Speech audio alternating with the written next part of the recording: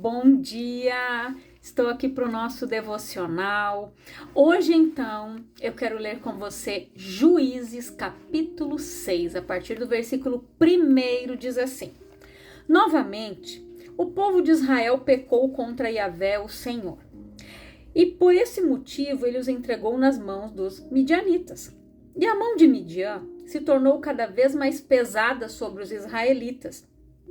Por isso, os filhos de Israel construíram para si esconderijos nas montanhas, nas cavernas e nas fortalezas.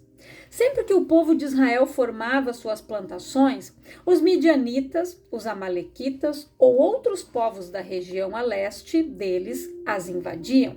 Acampavam na terra e devastavam as suas colheitas ao longo de todo o caminho até o sul, nas proximidades de Gaza. Não deixavam nada vivo em Israel, nem ovelhas, nem gado, nem jumento sequer. Eles subiam trazendo seus animais e suas barracas e chegavam como enxames de gafanhotos. Era uma multidão de guerreiros impossível de se contar. Todos os seus homens e camelos invadiam a terra com o objetivo de destruir tudo. Por causa de Midian, Israel foi reduzido a tamanha miséria que os israelitas passaram a clamar por socorro a Deus, o Senhor.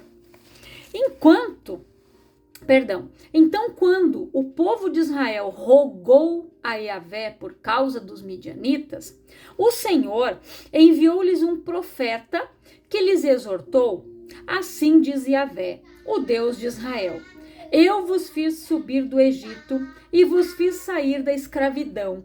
Eu vos livrei da mão dos egípcios e da mão de todos os que vos oprimiam. Eu os expulsei de diante de vós e vos concedi a terra onde eles habitavam. E também vos declarei: Eu sou Yahvé, vosso Deus, o Senhor.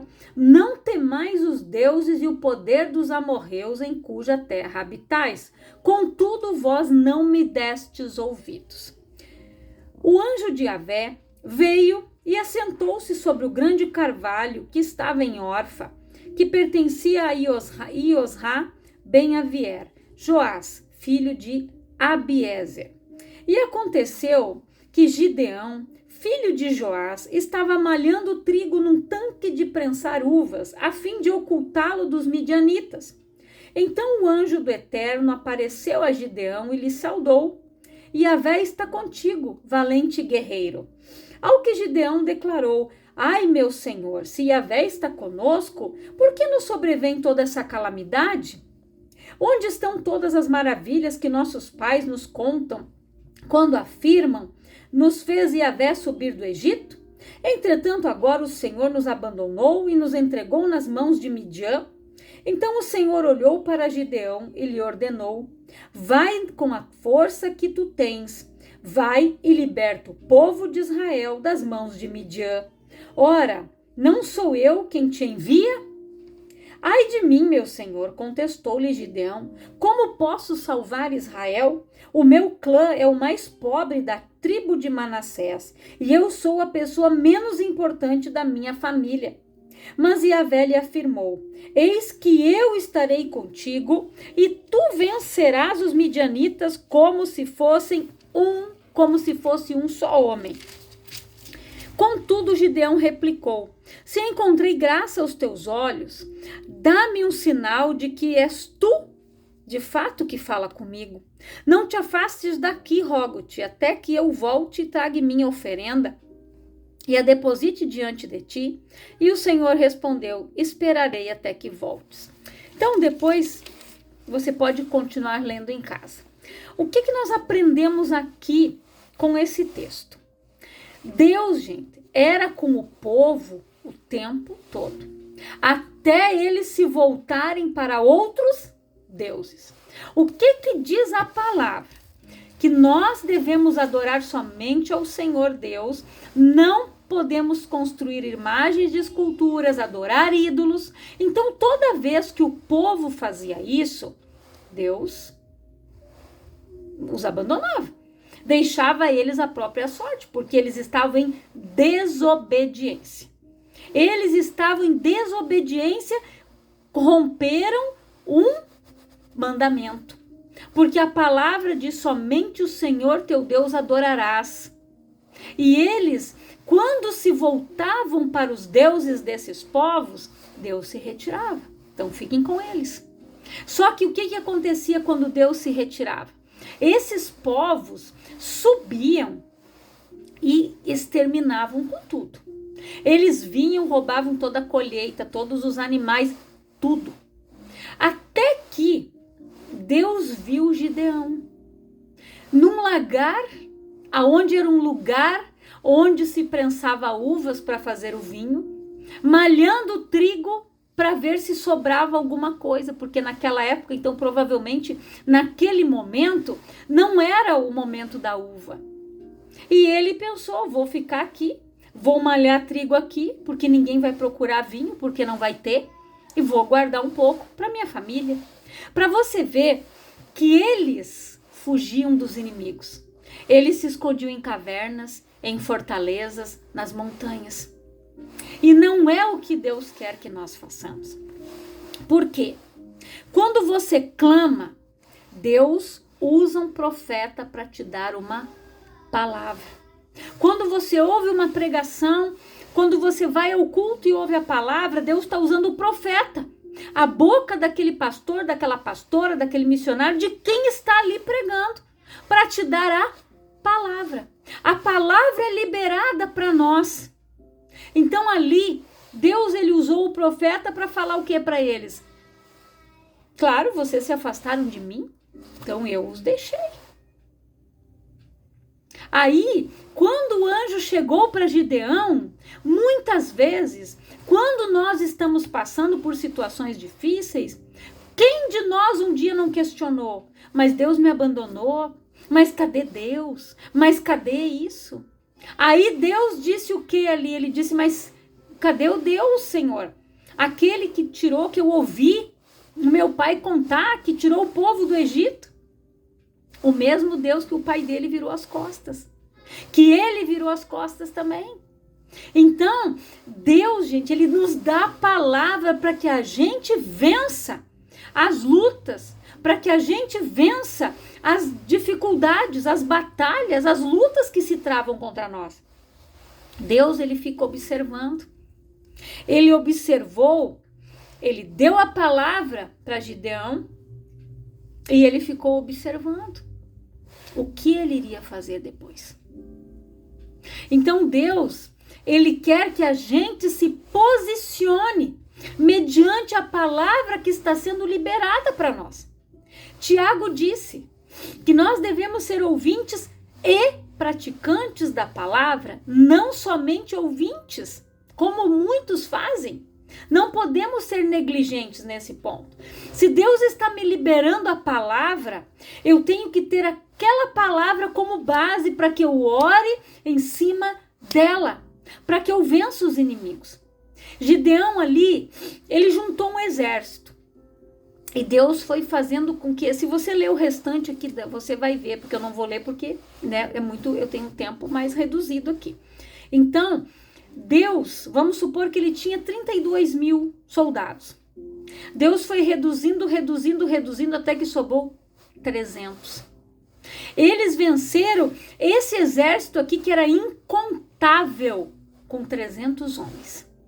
E Deus fez isso para mostrar para eles que era a mão do Senhor que estava livrando eles dos midianitas, dos amorreus e daquele povo, e não a mão deles. Então Deus, ele nos dá a palavra para que a gente venha lutar, orar e repreender a ação do inimigo da nossa vida. As armas da boa milícia estão aqui. Quando Paulo disse: se vista de toda a couraça da justiça, da armadura de Deus, era para a gente se revestir da palavra. Porque se nós estamos vestidos e revestidos, calçados na palavra, gente, o inimigo bate em retirada. A palavra diz o quê? Resistir ao diabo e ele fugirá de vós. Não era para o povo fugir daquela maneira. Deus não quer que o povo se esconda. Na hora dificuldade, na hora da luta que se levanta, clame ao Senhor, vá aos pés da cruz e diga: Senhor, a situação é essa. Eu estou colocando isso nas tuas mãos. Me dá direção, me dá a palavra, Pai. E é assim que nós vencemos as batalhas. A pastora lá da minha igreja, ela estava dando um testemunho contando que o neto de uma das obreiras, ele esteve com essa gripe que tinha essa HN1. E o inimigo estava tentando contra a vida daquele jovem. A pastora disse que orou e Deus mostrou para ela que o espírito da morte rondava aquele jovem. E ela disse que entrou numa batalha espiritual juntamente com seu esposo e os demais obreiros. E ela começou a orar e clamar em cima do altar, dizendo: Pai, me dá a palavra, Senhor. E Deus deu a palavra para a pastora. Eles oraram naquela palavra que foi liberada e aquele jovem teve o livramento. Então é assim que Deus trabalha. Você clama e Ele ouve. A palavra diz que quando o justo clama, Deus ouve. Os ouvidos do Senhor, eles não estão agravados para que não nos possa ouvir. Mas eu preciso ter a palavra, gente. Gideão ficou apavorado. Eu, valente. Eu aqui, num lagar malhando trigo para esconder um pouquinho para minha família.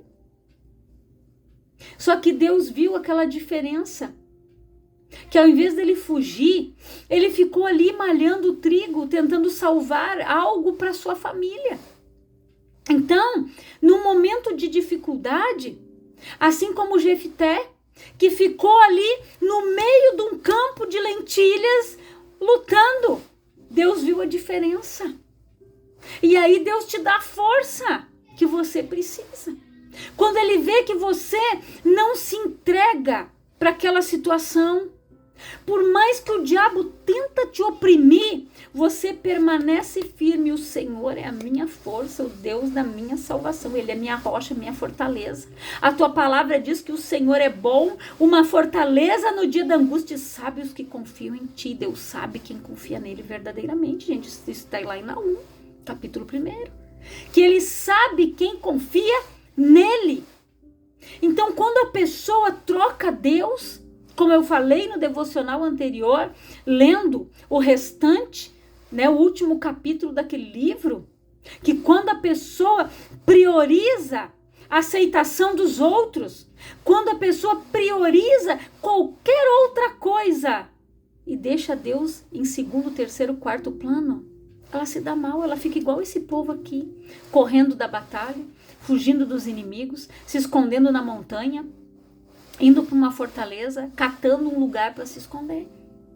Mas quando nós confiamos no Senhor, depositamos a nossa confiança nele, a coisa muda de figura. Eu não sei a situação que você está enfrentando, a luta que você está passando, mas ele sabe.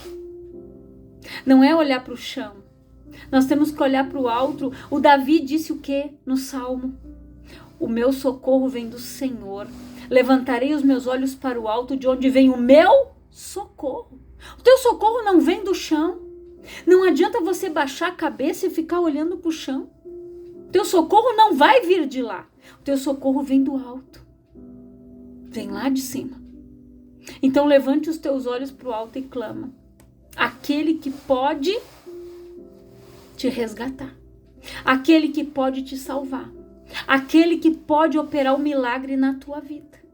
Porque se você não estiver revestido da palavra de Deus, você não vai vencer as batalhas.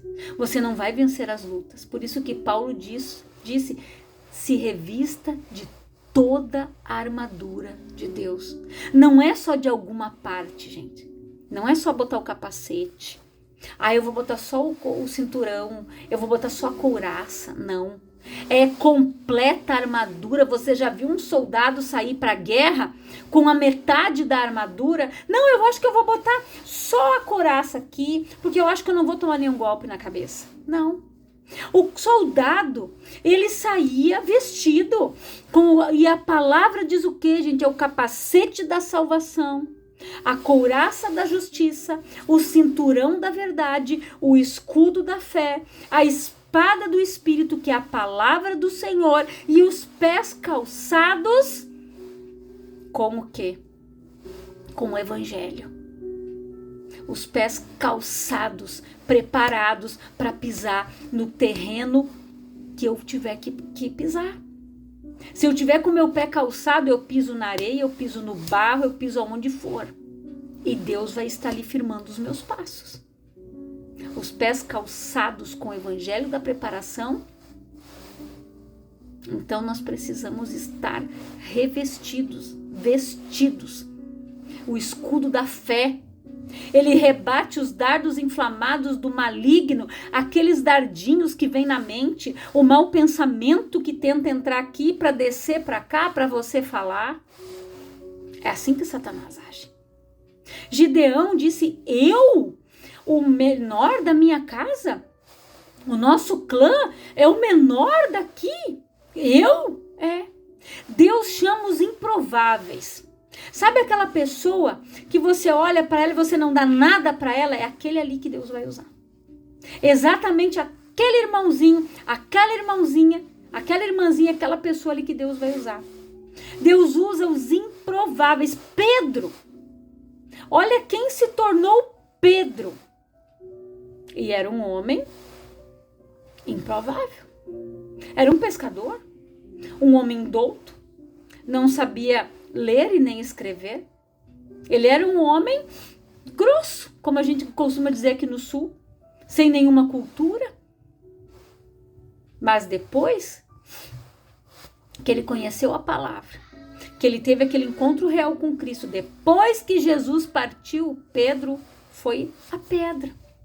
Aquele que Jesus usou para dar o início na igreja. Então Deus, ele vai usar os improváveis. Se você olhar cada discípulo que Jesus chamou, nenhum era perfeito, mas todos eram trabalhadores. Deus não trabalha com preguiçoso.